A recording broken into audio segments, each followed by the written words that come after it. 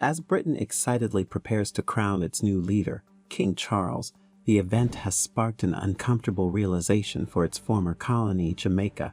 They are being reminded that though they have achieved independence, they are a full sovereign nation. Despite gaining independence in 1962, the country remains tethered to the British monarchy, a connection many Jamaicans are eager to sever. The prospect of becoming a republic has ignited a sense of anticipation and a longing for full sovereignty among the Jamaican people. Welcome. This is Rain Smith, and you're watching the New Africa channel.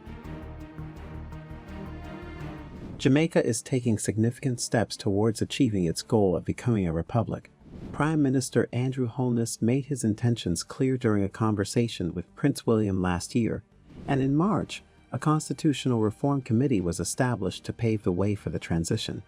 Despite gaining independence in 1962 under the reign of Queen Elizabeth, the Jamaican people have grown increasingly passionate about the idea of electing their own head of state. While affection for the Queen and the strong links to Britain played a significant role in maintaining the status quo, the desire for full sovereignty has been gaining momentum for some time. In an interview with First Post News, Stephen Golding, the president of the Universal Negro Improvement Association and African Communities League, argues that the push towards republic status is motivated by a desire for sovereignty and the exercise of independence. You know, it's really about our sovereignty and exercising our independence. And given the atrocities that we suffered through the period of enslavement, through the colonial period, I think it is the final piece of the puzzle when it comes to our sovereignty as an independent nation. Britain's relationship with its former colonies, such as Jamaica, is complex and fraught with tension. The painful legacy of slavery still haunts Jamaica, where nearly 600,000 Africans were brought as slaves between the 15th and 19th centuries. The British government bears significant responsibility for the transatlantic slave trade and even provided compensation to plantation owners after the abolition of slavery in 1834, as reported by the National Library of Jamaica.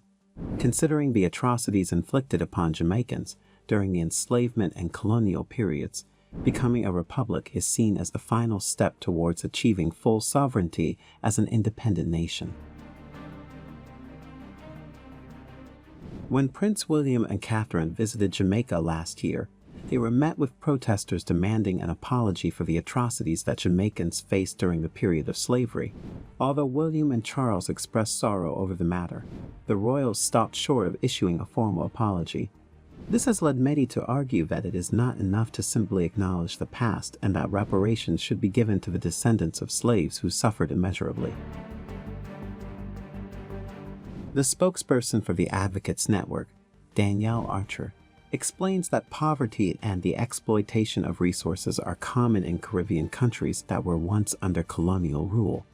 In acknowledging the growing Republican sentiment in some Commonwealth nations, Charles stated that the decision to become a republic should be left to the people. Barbados has already made the switch in 2021, and other countries are eager to follow suit. However, in Jamaica, this will require a vote in both houses of parliament and national referendum. Take a trip to any Caribbean island, any country that was under the grip of colonialism, you will see poverty. You will see where the resources have been taken from the land and placed in the wealthy. According to Jamaican politician Lisa Hanna, the passing of the Queen has solidified Jamaica's decision to transition to a republic. We don't want those generations or the future generations having to deal with some of the same systemic problems that we dealt with in terms of classism, in terms of the lack of education, in terms of living in the margins of society. We want to have our own people leading us, she said. The influence of the monarchy in Jamaica is deeply rooted, evident in the island's politics, history, institutions, and constitution. Despite changing attitudes towards loyalty and allegiance, Queen Elizabeth was always held in high regard by Jamaicans.